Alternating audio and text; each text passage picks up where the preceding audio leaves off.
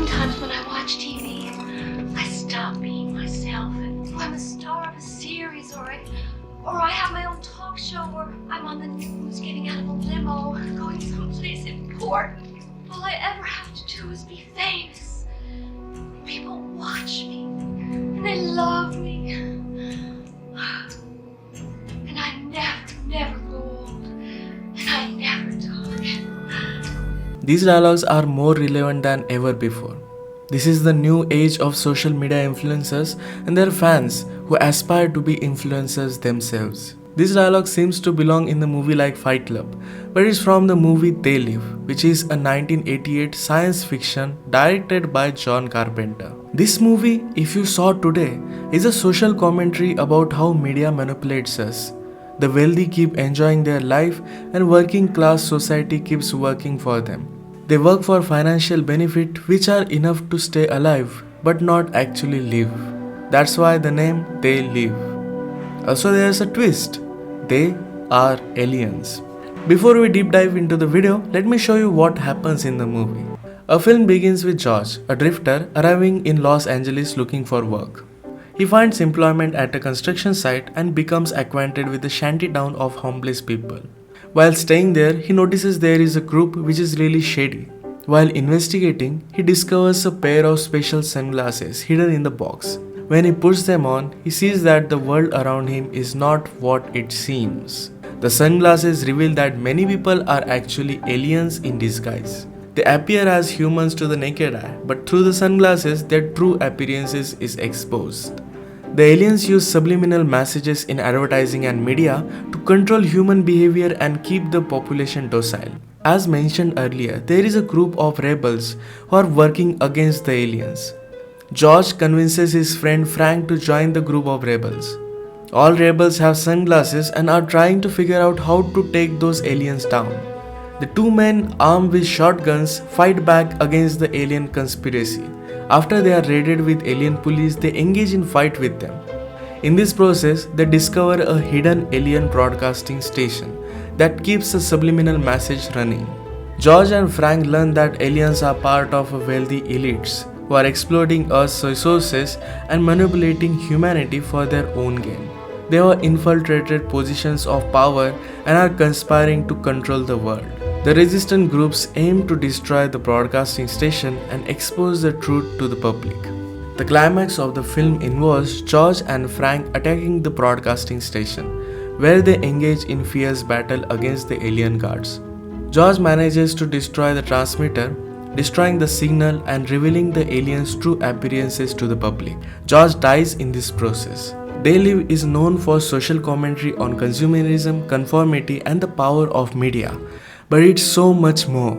I have a strong fondness for science fiction because it has a way of making me ponder the challenges we encounter in our everyday lives. Despite being fully aware that the story is a product of imagination and not reality, it has a unique ability to make me reflect on the reasons behind the issues we face and the potential solution might exist. When engrossed in science fiction tale, I find myself drawn to alternative world filled with futuristic technology, alien beings, and other extraordinary elements. Yet beneath the surface of these captivating narratives, I can't help but draw parallels to the world we live in today. It's almost as if science fiction serves as a lens, magnifying our real-world dilemmas and putting them in a new, thought-provoking context. In the movie, George tries on the special sunglasses for the first time. He discovers the shocking reality of the world. He realizes that aliens are controlling humans by consumerism. George takes action and starts fighting against these aliens. When he sees an alien and behaves differently around them, aliens know about him and they get suspicious. They use their wristwatches to alert their fellow aliens. George gets into a dangerous situation and needs to escape. He breaks into a house where a human girl named Holly lives. She works for a TV channel. He sort of takes her hostage, but then she throws him out of a window. He finds out that he doesn't have his sunglasses anymore. Molly, the girl, finds the sunglasses and puts them on. Now she can also see the hidden truth. Later on, George and Molly meet again when she decides to join the resistance against the alien. Having all this knowledge, let's move forward. I'm trying to make a point, so just be patient with me. When George and his friend discover an underground alien base, they are surprised to find there are humans there too. These humans have joined forces with the aliens for their own gain. During this exploration, a human thinking that they are with him, he takes them to a TV channel building where the aliens send signals to control humans. Holly, who also works in the same building, helps them locate the source of the signal. As the story unfolds, George is about to destroy the signals when Holly intervenes and points a gun at him. She too is revealed to be working for the aliens. It seems she may have joined the resistance just to help aliens capture its members. Evidently, they were raided by the aliens police shortly after her involvement. The situation raises a question: why would people work for something that exploits them? The answer is that, in a way, many of us already do. I myself used to work in advertising, where my job was to make advertisement. When I did this, I had to think about who would be interested in the things we were promoting. I had to consider their age, whether they were single or in a relationship, what they liked, what they didn't like, and create an ad around that. In a way, we used to influence them in buying something. We made ads that would make these people want to buy what we were selling. You might wonder why I did that job. Well, the reason was I thought that it would help me live a very comfortable and fancy life. But here's a catch. What we often think as a fancy life is usually based on what we see in the media. What I considered important was what I saw in movies, TV, and ads.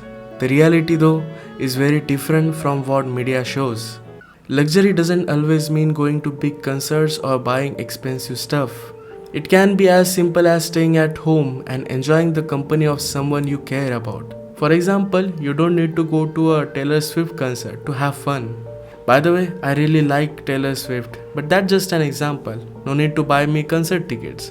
The point I'm making here is that even though I was making ads that promised a fancy life, I was also a victim of thinking that way. I was promoting something that I myself didn't fully believe in or live by. George is also given a choice by human working for the aliens to join them, but he doesn't want to betray his own kind. So the movie tries to tell us that it all comes down to idealism. You have the power. If you do the right with it or the wrong, that's your choice. That's what it all comes down to. Regarding the film's social commentary, the director believes that its relevance has not diminished, suggesting that They Live serves as a documentary of contemporary issues. He comments on how politicians like Ronald Reagan and Margaret Thatcher rose to the power by framing government as the problem. But he argues that it's not the government itself, but the quality of governance that matters. But in my view, that's not enough. If the world is driven by consumerism, then you need something to combat. Otherwise, you have no choice but succumb to the circumstances.